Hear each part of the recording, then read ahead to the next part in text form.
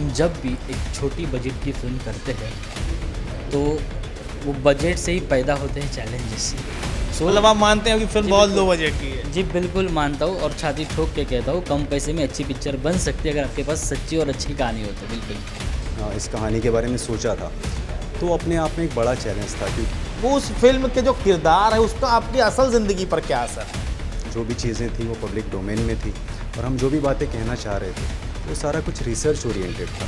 कहानी पढ़ने के बाद बहुत बुरा लगा है क्योंकि मैं जिस तबके से आता हूँ मैं उस तबके का इंसान हूँ जिन्हें उछले लोगों के द्वारा आसानी से अनदेखा किया जाता है। मैं भी चींटी को अक्सर हम जाने अनजाने में अगर कुचल दें उसका खून निकलता है जो कि कलरलेस होता है, जिसको हम इनविजिबल बोल सकते हैं। खून तो निकलता है लेकिन दिखता नहीं है। कुछ चीज़ें ऐसी होती हैं जिसको हम देख कर भी अनदेखा नहीं कर सकते।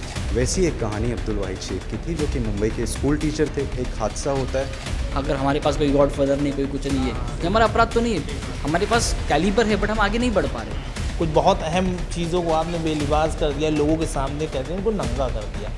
आपको नहीं लगता कि आपने जिस टॉपिक को इस वक्त टच किया है कहीं कुछ प्रॉब्लम क्रिएट हो सकती है आपके लिए?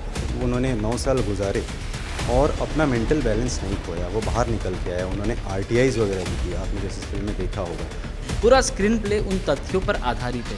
हमें कोई भी किसी भी तरह की फिल्मी लिबर्टी लेकर फिल्म को चमकाया नहीं है। अच्छा, फिल्म देखने के दौरान कई बार ऐसा लगा कि जो है वो आपने सिस्टम को चैलेंज करने की कोशिश की है। पुलिस से जुड़े हुए अलग अलग संस्थान, अलग अलग विंग्स हैं, लगा कि आपने चैलेंज किया है उनको। तो ये ऐसा नहीं लग रहा है कि सिस्टम के अगेंस्ट जाने की आप कोशिश कर रहे हैं? कि वाहिद की भूमिका निभाने के पहले मैं जो था और उसके बाद अब मैं जो हूँ उसमें डेफिनेट एक चेंज है। पुलिस सिस्टम जो है उसको कहीं ना कहीं आप चैलेंज कर रहे हैं। जब आप सच कहते हो ना तो सच कहने के लिए एक जिगरा लगता है जो हमने शुरू से रखा था। लेकिन जब अब कॉमर्शियल का ज़माना है, एक बेहतरीन गाना, एक बेहतरीन हीरोइन की एंट्री होना, वहीं इस फिल्म में कहीं भी आपने हीरोइन को दिखाया नहीं। लोग जो अमूमन चाहते हैं, ग्लैमर कहीं ना कहीं आपकी फिल्म से गायब था। तो आपको ये लगता है कि फिल्म में थोड़ा सा ग्लैमर का मसाला डालना चाहिए था? ये आम इंसान की कहानी है जो आम लोगों के लिए हमने बनाने की कोशिश की है, इसीलिए इसका प्रेजेंटेशन जो है वो ज़्यादातर आम लोगों के लिए। आपने आज देखा होगा बुद्ध भगवान जी का एक अच्छा वाक्य है, उनका एक विचार है कि सूरज और चांद और सत्य ज़्यादा वक्त तक छुपते नहीं। तो कहाँ लगता है ये फिल्म कैसे स्टैंड करेगी जब इतने ज़्यादा ग्लैमर के साथ, इतने ज़्यादा जो है प्रमोशन के साथ फिल्में आ रही हैं, बन रही हैं और पब्लिक के सामने आ रही, वहाँ इस तरह से फिल्म को प्रेजेंट करना कहाँ स्टैंड करेगा? आज लखनऊ शहर में एक ऐसी फिल्म का प्रीमियर किया गया है जो कहीं न कहीं कई विवादित मुद्दों को आपके सामने लेकर आती है। कुछ ऐसे पहलू जिन्हें कभी इससे पहले छुआ ही नहीं गया, कह सकते हैं कि वो अनछुए पहलू, लेकिन हमारी सोसाइटी का बहुत अहम हिस्सा है। फिल्म का नाम है हीमोलिम।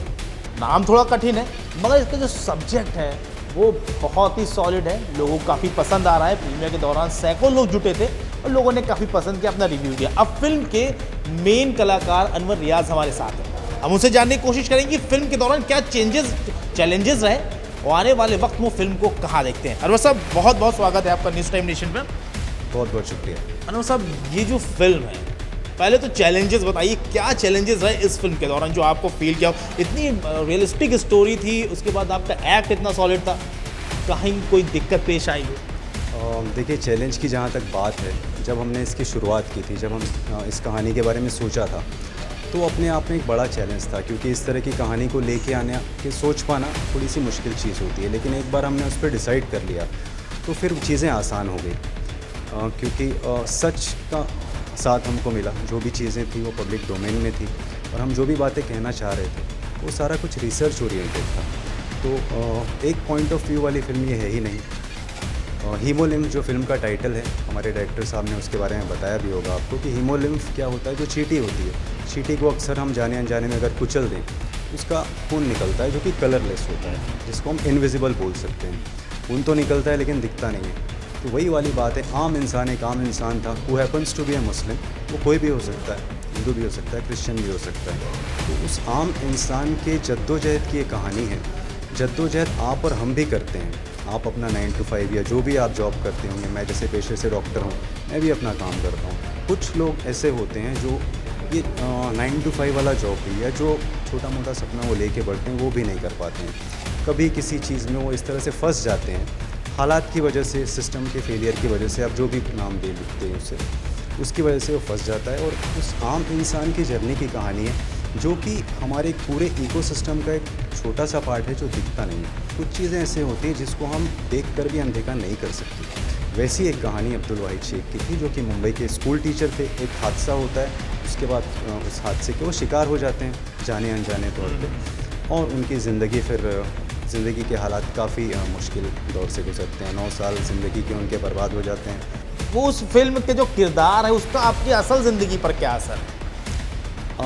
वाहिद जी, मैंने जैसे बताया, अपने आप में एक इंस्पिरेशन है। वो जो किरदार है, जैसे मैंने आपको बताया, उन्होंने जो सहा वो तो सहा, लेकिन वो सह के उन्होंने 9 साल गुजारे और अपना मेंटल बैलेंस नहीं खोया। वो बाहर निकल के आया, उन्होंने RTIs वगैरह भी किया, आपने जैसे फिल्म में देखा होगा।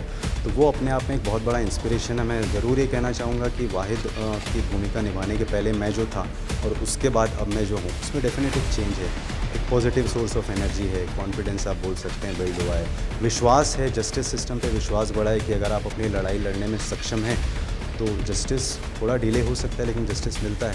लेकिन ये ज़्यादा से ज़्यादा लोगों के साथ होना चाहिए, और justice delayed is justice denied, ये भी कहते हैं, तो ये नहीं होना चाहिए। अच्छा, आपको नहीं लग रहा कि आप एक पुलिस सिस्टम जो है उसको कहीं ना कहीं आप चैलेंज कर रहे हैं?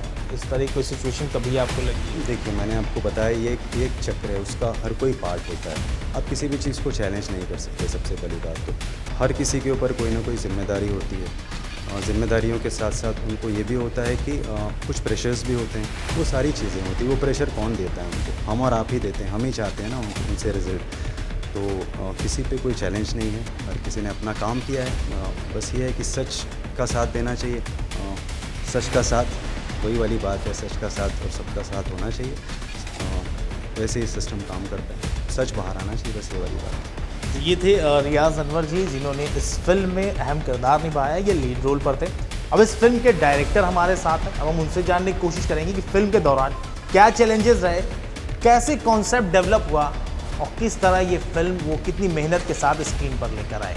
सुदर्शन गामरे जी, सबसे पहला सवाल, ये फिल्म आपने बनाई, क्या चैलेंजेस आपको फेस करने पड़े इस फिल्म के दौरान? देखिए, क्या होता है ना, जब भी एक छोटी बजट की फिल्म करते हैं तो वो बजट से ही पैदा होते हैं चैलेंजेस। मतलब आप मानते हैं कि फिल्म जी, बहुत बिल्कुल। लो बजट की है? जी बिल्कुल मानता हूँ, और छाती ठोक के कहता हूँ, कम पैसे में अच्छी पिक्चर बन सकती है अगर आपके पास सच्ची और अच्छी कहानी हो तो। बिल्कुल।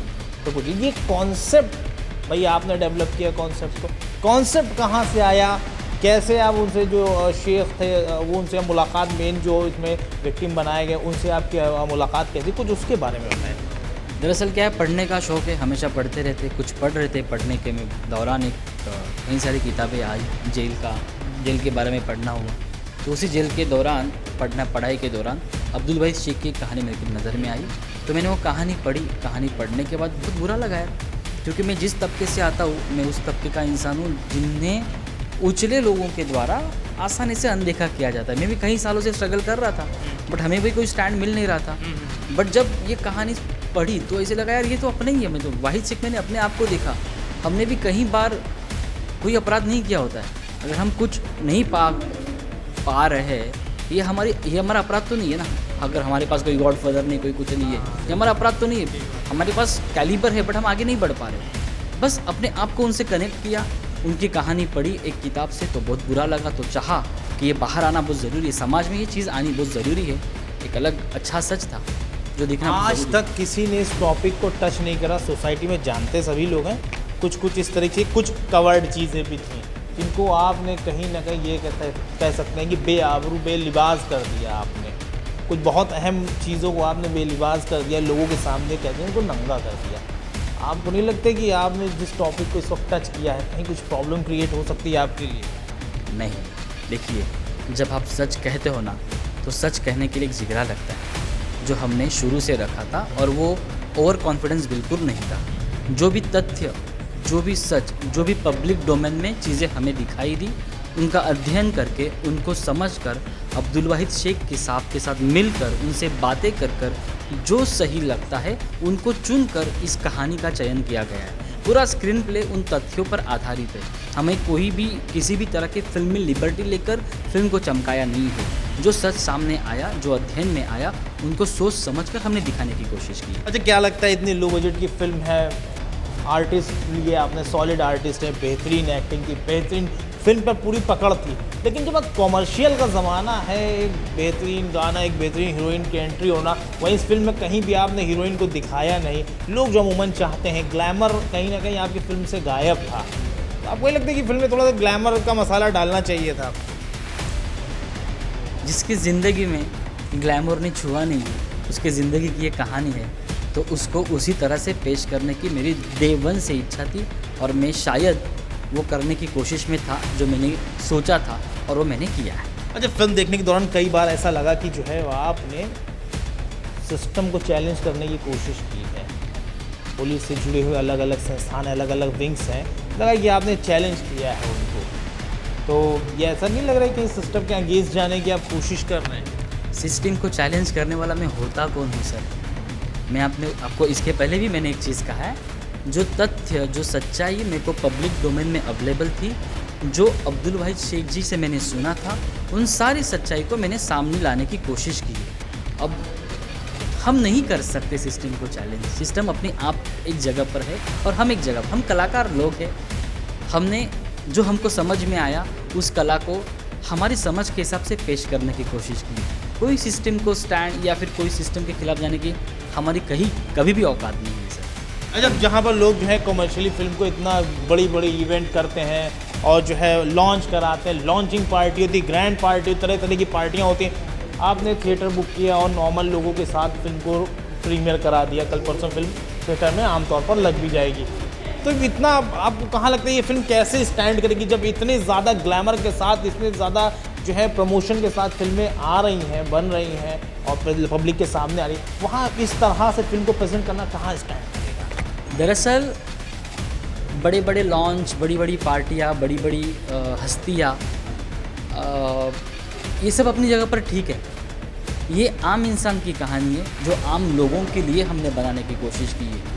इसीलिए इसका प्रेजेंटेशन जो है वो ज़्यादातर आम लोगों के लिए। आपने आज देखा होगा हमने कोई बड़ी हस्ती को बुलाया नहीं था, सारे आम लोग आए थे। तो मैं चाहता हूँ कि उन आम लोगों तक ये कहानी जाए, उन आम लोगों को आम इंसान का दर्द समझ में आए। उसके लिए हमारा सारा एग्जीक्यूशन जो है ना वो आम तरीके का ही है। सिद्धार्थ गौतम जी का, बुद्ध भगवान जी का एक अच्छा वाक्य है।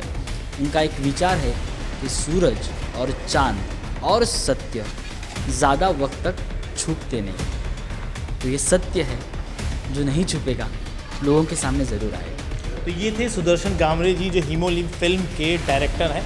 एक बेजोड़ कहानी लेकर ये आज इस वक्त जनता के सामने है। बहुत ही नॉर्मल तरह से ये फिल्म को प्रमोट कर रहे हैं, फिल्म का प्रीमियर कर रहे हैं और ये उम्मीद कर रहे हैं कि फिल्म आने वाले वक्त में कई सारे रिकॉर्ड भी तोड़ सकती है। हालांकि फिल्म देखने पर ये पता चल रहा है फिल्म ने दर्शकों के जहन में कहीं ना कहीं अपनी एक छाप छोड़ दी है।